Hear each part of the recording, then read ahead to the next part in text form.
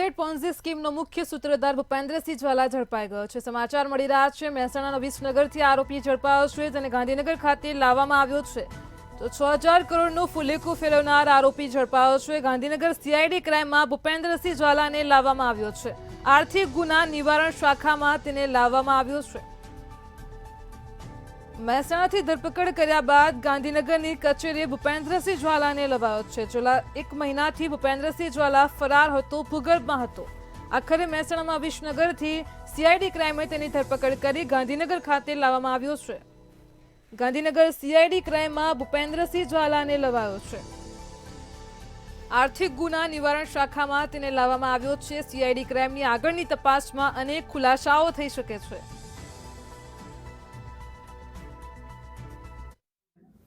भूपेंद्र ज्वाला के काफ़ी टाइम से फरार था। उसको अरेस्ट करने के लिए हमारी CID क्राइम की पूरी टीम लगी हुई थी, जिसमें ह्यूमन इंटेलिजेंस और टेक्निकल सर्वेलेंस के आधार पे आज उसको महसाना के जो गांव है दवाड़ा, वहाँ से एक छोटे से खेतर यानी छोटा सा फार्म हाउस जैसा था, वहाँ से हमने आज उसको डिटेन किया हुआ है। सर, आज ये आरोपी હવે પકડાયો છે। આપણે લોકોને કહેતા હતા કે ફરિયાદ કરવા માટે આવો, લોકોને અરજદારોને કહેતા હતા। અત્યારે જેની ધરપકડ થઈ છે તો એ ફરિયાદ લેવાની પ્રક્રિયા હજુ પણ ચાલુ રહેશે?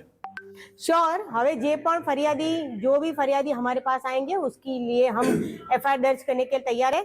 और मीडिया के माध्यम से मैं ये भी कहना चाहती हूँ कि अभी जिसको भी जहाँ भी इसके साथ इसके सामने कंप्लेन करनी हो तो ये CID क्राइम की EOW की ऑफिस में आ सकते हैं। ગુજરાતીમાં મેડમ, ગુજરાતીમાં જે આપણા જે બીજા અરજદારો છે એને જે પણ અરજદારો જે પણ વ્યક્તિઓ સાથે